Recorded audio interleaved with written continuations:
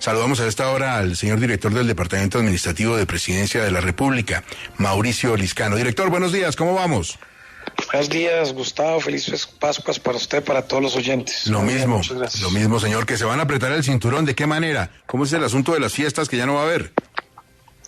No, el gobierno, pues ustedes saben que desde que inició el gobierno el presidente Gustavo Petro sacamos una directiva de austeridad. Esa directiva ya se convirtió en decreto, digamos que le subimos el estatus legal y pues es una batería de medidas que van desde, como usted lo dice, apretarnos el cinturón en gastos de publicidad, casi que eliminar todos los gastos de publicidad, muchos del gobierno, digamos, de promoción del gobierno en términos de autopromoción, se puede llamar así, compra de carros, arriendos de edificios, contratos de prestación de servicios, condecoraciones, es decir, una gran batería de medidas que nos va a permitir ahorrar una gran cantidad de recursos para que pasen de funcionamiento y se puedan transferir a inversión para mayor inversión social en el país.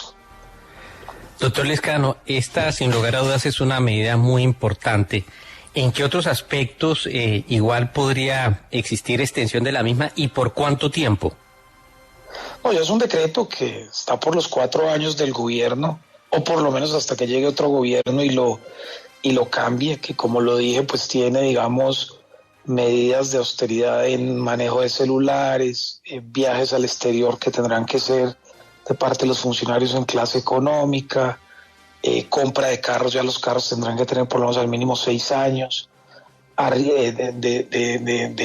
pues digamos de viejos, de usados, temas digamos muy puntuales en lo que acabo de decir de autopromoción del gobierno en folletos, mugs, regalos corporativos que anteriormente se entregaban, todo ese número de condecoraciones que se entregan por cualquier cosa, ya no hay sino, solo se efectúan pues las condecoraciones que entrega el presidente o las fuerzas militares, obviamente, para sus miembros, que esas condecoraciones son muy importantes para la moral de la fuerza pública.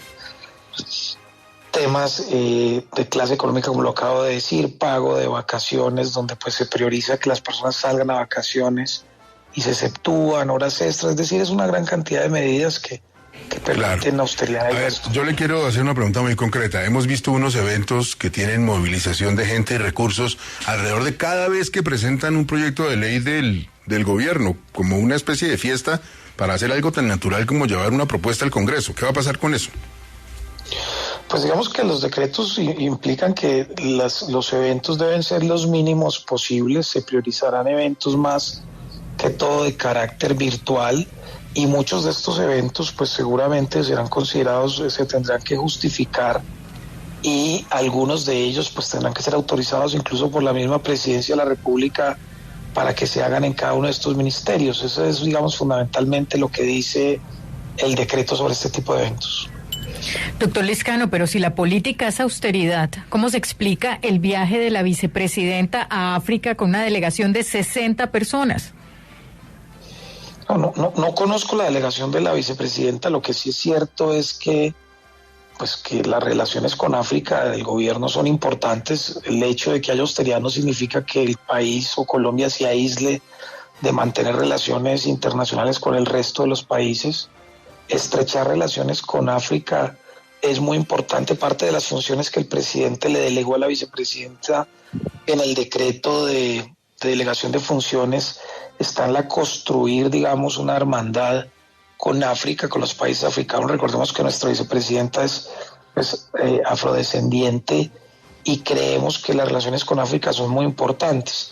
Yo sí creo que ese viaje está totalmente justificado, es muy importante en las relaciones de América Latina con África, que hoy no existen y que podríamos tener unos mercados no solamente comerciales, sino políticos con ese continente, que es un continente que está creciendo.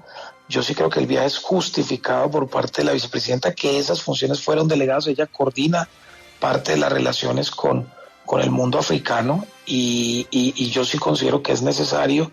No conozco en detalle la delegación, no creo la verdad que sea una delegación de 60 personas, estoy seguro de que no es así, pero sí es justificado ese viaje por parte del gobierno y todos los gobiernos, pero en especial pues mantener las relaciones internacionales son muy importantes. ¿Cómo vamos a poder darnos cuenta de que sí se está haciendo el ahorro? ¿Qué verificación se va a hacer? ¿Cómo nos van a informar a los colombianos? Porque a veces eso se queda en pirotecnia y... Esa es una buena pregunta, Gustavo. El decreto tiene, digamos, previsto que hay un informe que se presentará mensualmente a la Presidencia de la República. Ese informe yo creo que lo podemos publicar de los ahorros que se van haciendo, las decisiones que se van haciendo. Ese informe se tiene que presentar al Ministerio de Hacienda, pero yo creo que lo podemos publicar en la página de la Presidencia para que los colombianos vayan viendo que evidentemente se va cumpliendo. Ahora, cualquier incumplimiento de este decreto por cualquier funcionario público, todos somos funcionarios públicos incluyéndome, pues obviamente acarrearía pues sanciones disciplinarias. Luego no es una salud a la bandera, sino que es una regla legal que es de obligatorio cumplimiento, so pena de sanciones a los funcionarios, pero además el decreto prevé también un informe precisamente por lo mismo, porque se terminan siendo solo saludos a la bandera, que nadie hace seguimiento y que no hay, digamos, sanciones al respecto. Este gobierno va a estar pendiente de que de aquí así sea y se publicará, y ese informe lo tienen que presentar las entidades al Ministerio de Hacienda y ahí se tendrá que ver la reducción en los gastos de funcionamiento de las entidades. Doctor Lescano, en este decreto de 25 artículos hay uno que se refiere específicamente, y usted ya lo mencionaba, al uso de esquemas de seguridad. Diana ponía de presente el tema del desplazamiento o la visita al África de la vicepresidenta. Le preguntaría yo por los desplazamientos que han sido por algunos muy criticados, por otros defendidos, de la vicepresidenta en helicóptero. ¿Eso va a tener alguna merma, alguna reducción o va a seguir así? No, acá fundamentalmente lo que estamos diciendo es que hay muchos esquemas de seguridad que no son necesarios. Hay una gran cantidad de funcionarios públicos que les dan solo esquemas de seguridad pues por vanidad, y hay que decirlo con toda objetividad, porque se volvió una moda en Colombia tener carros blindados y escoltas como parte de un estatus o del cargo o un estatus social, algo que yo creo que los colombianos tenemos que eliminar. Acá lo que se dice en el decreto es que los esquemas de seguridad tienen que estar atados a los niveles de riesgo, y quien determina los niveles de riesgo es una comisión que está creada por parte de la UNP, donde está el Ministerio del Interior, el Ministerio de Defensa, etcétera, y ellos son los que tienen que determinar el nivel de riesgo, y no pueden haber esquemas de seguridad como porque el cargo parece muy importante, entonces tiene que tener un carro y tantos conductores. No, estos esquemas de seguridad tienen que estar atados a los niveles de riesgo. En el caso de la vicepresidenta o del presidente, pues obviamente el nivel de riesgo es altísimo, y ellos sí justifican no solo el uso pues de aviones del gobierno, sino de helicópteros o todos los medios que requiera el gobierno para la protección de este tipo de funcionarios pues que tienen el riesgo tal vez más alto del Estado. El decreto está fundamentalmente es para que cada funcionario que requiera un esquema de seguridad pues tenga que pasar por ese comité, y ese comité es el que determina el nivel del riesgo y cuánto sería el esquema de seguridad. Lo mismo en los contratos de vigilancia de las entidades públicas, que en muchos se ha abusado, son contratos donde se contratan mucho más de lo que, valga la redundancia, se contrata mucho más de lo que se necesita.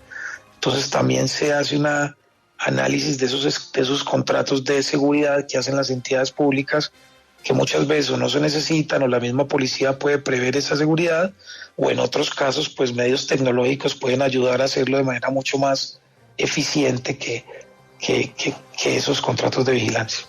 Doctor Lescano, quedamos pendientes de esas evaluaciones y del resultado de los ahorros en la gestión del gobierno. Muchas gracias, muy amable. A usted, Gustavo, muchas gracias por la entrevista.